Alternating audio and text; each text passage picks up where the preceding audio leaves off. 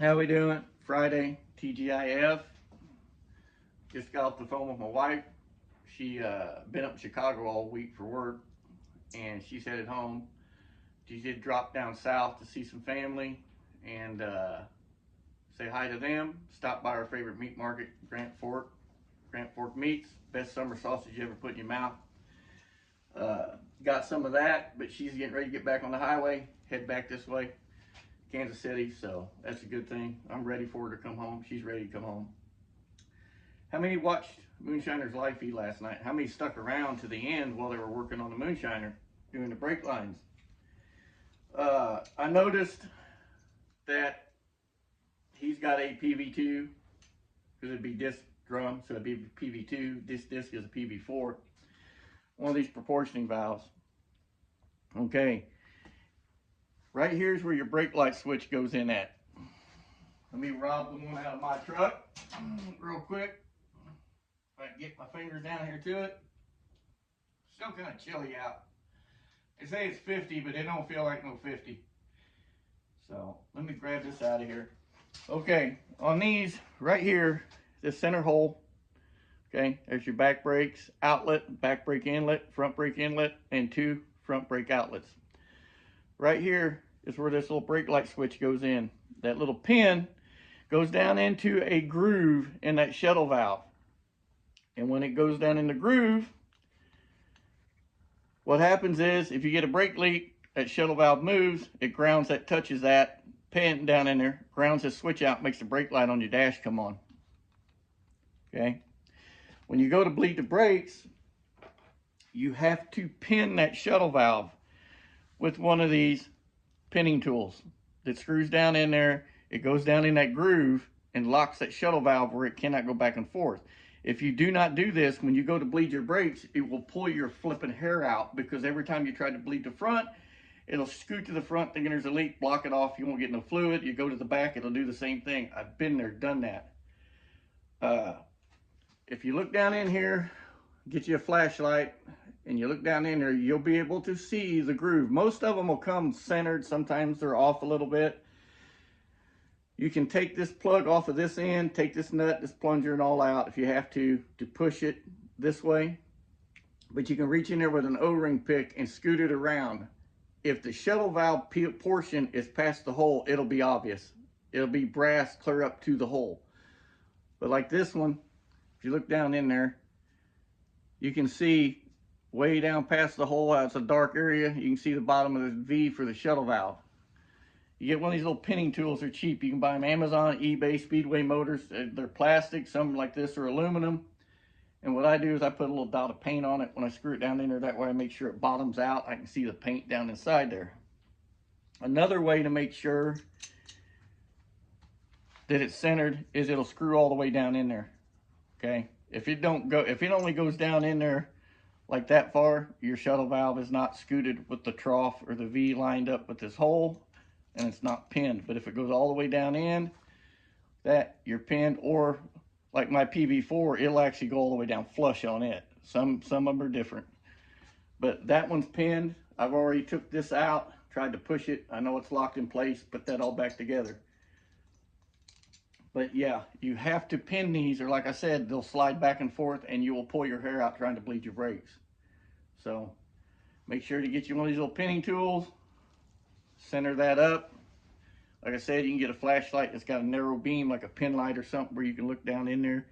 And you can literally, I wish I could do it better for you, but you can literally, you'll be able to see the little groove. Like I said, you can take an O-ring pick, get down in there, test light will work in a pinch, and scoot it around to get it centered up. Like I said, just put your pinning tool in there, lock it, you're good to bleed your brakes. When you're done, you can take this out and leave it in if you wanted to, but this valve won't move, and put your brake light switch back in if you want to. You have to have something in there so dirt and crap don't get down in here. So now for the other deal I wanted to talk about. We fired this up, that last video I put, a little clip. It was sounding sluggy, like slow to rev, because the timing was way retarded. It was down like 12 degrees. this distributor's locked out. When I was up here, I put a new cap rotor on it. I put a new pickup in it without pulling the distributor out. I just held the Allen screws from underneath with an Allen wrench, took the nuts off the top, took it all out, cleaned it up, cleaned the rust off, because these MSD distributors have some issue with getting moisture in them, and I always end up with rust up where the springs and weights will be. Normally I just clean it up, put some WD-40 or something on it, put it back together. This time I painted it, so hopefully it'll slow that down. But we got the timing set on it. Put the light on it, got the timing set. Like I said, it's locked out. Got it where I want it. It's got its spunk back. It's actually more responsive on E85 than it's been on anything we've ever put through it. 105 unleaded, it was oxygenated, the VPMS 109, and the Q16. It's spunkier on this E85. So, and it's just pump E85 that tested it like E75. So still on winter blend, I guess, from Casey's, because normally it's like E90 in the summertime. Anyway, we go to check the AFRs. Everything's good. It's like 14.2, 14.3 right in there on the gas scale. Not bad. 14.65 is perfect. Sitting there idling or cruising. Okay, we haven't even touched the carburetor, so that shows you how good Mr. Bittler is at IRD, is setting these things up from the get-go. All right, so we think we're in the clear. I thought, well, I bought 2 new O2 sensors because these have seen a lot of leaded fuel. You know, I've already changed new plugs, fresh oil change, new cap rotor. I even put a new set of Moroso Ultra 40 wires on it that I had. These are about 5 years old. So I went and changed them too. Clean slate on everything with the new setup. I put the new O2 sensors in, and both of my AEM gauges, which is about par for the course for these damn things, decided to just go crazy. They would randomly read anything and everything. 4 dots, go completely black, go into heating mode. Then they'd flash an AFR, which I knew like 8.3, which was way too rich. I know it wasn't that rich. You know, we knew previously with the old ones, it was doing fine. And nothing I did changed any of it. Put the old ones in it, acted stupid. Then they started flickering, and they'd read the part number, then they'd say sensor, which means no O2 sensor hooked up. So I get the old paperwork out for them, and I start going through here. I try to refresh air, you know, open air, calibrate them. I try to do everything with the old ones, with the new ones. I go through everything with them. And I can tell you in the past, I've had trouble with these. I don't know why I keep buying them. I have no excuse for that, why I keep buying them. You know, these have lasted almost 4 years. I bought a new one and put the chassis swap truck when we put it together, and the first one, the O2 sensor, was no good, so someone sent me another whole setup. Put it in, it lasted 3 months, and the gauge just went poof, black one day while driving, and never worked again. It's got an autometer one in it now. I run 2 in this truck, 1 on each side, because it helps tuning this blow-through carburetor. So I said, screw it, I'm done messing with them. I haven't had no trouble with those up until now. And that's actually the longest I've had a pair of them last. So I bought 2 new ones, Innovate. These actually have a data cord with them.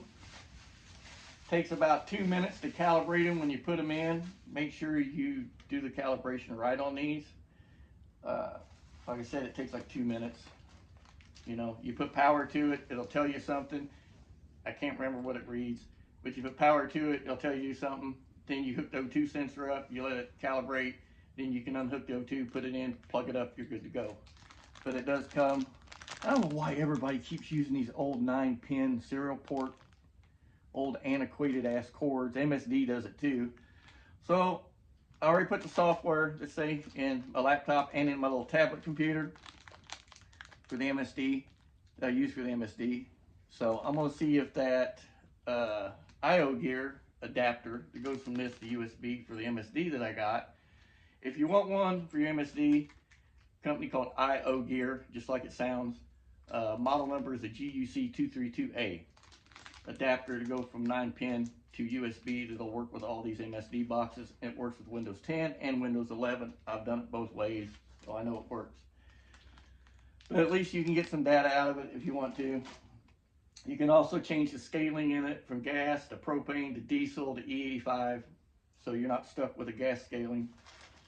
Comes with the bung. The only thing I don't like about this is the bung is mild steel. It's not stainless, but I've already got bung, so I'm not worried about it. Of course, your data cable, some decals, your gauge, and all that. And the one thing I do like about this gauge is it's pigtailed way off of the gauge. So you don't have plugs up here with a chance of them getting messed up. And they have a weather tight plug on all of it. It's not like an open water or moisture can get in it like the EEMs do. So I got 2 of them. We'll probably put them in this evening when the boy gets home. As soon as the wife gets home, since I ain't seen her all week, me and her will probably go out to dinner or go do something to spend the evening together. Actually, I'll probably come out and do this either late tonight or tomorrow. So, but that was a lot of fun last night for Moonshiner Garage at Live, just getting to hang around, watching while they worked on the truck. That was enjoyable.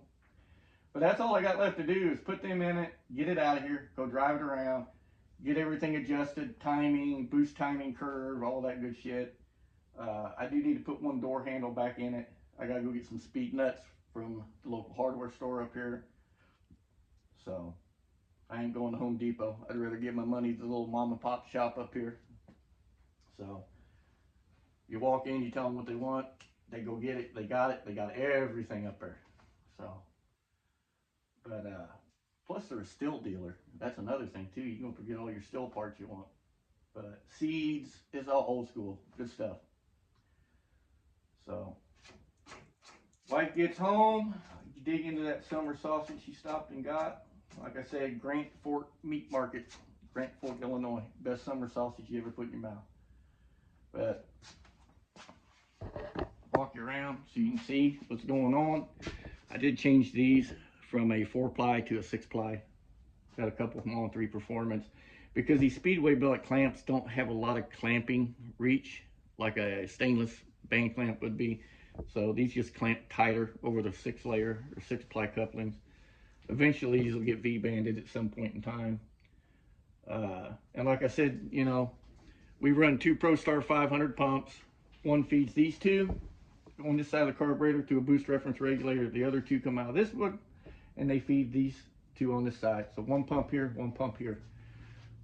This gauge has got to come off. It's just for setting base pressure.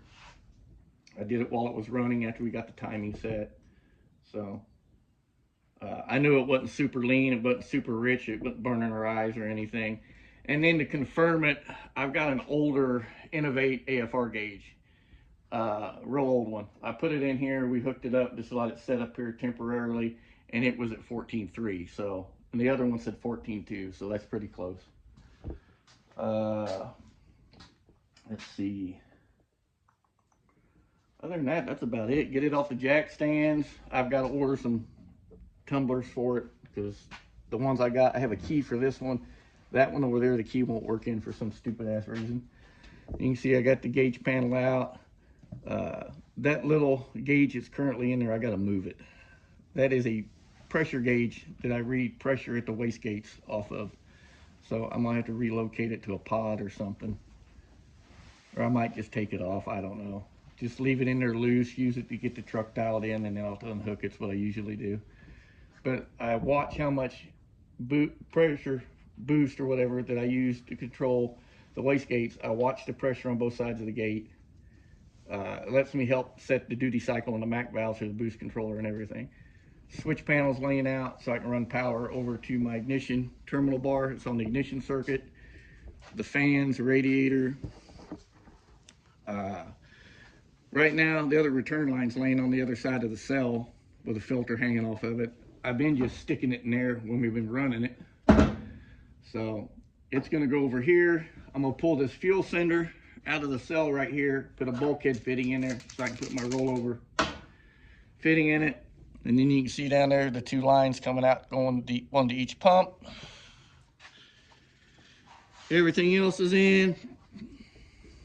The only thing I did different this time is I used one of these cheap turn signal switches, the universal ones, instead of a toggle switch on the back of the shifter tower.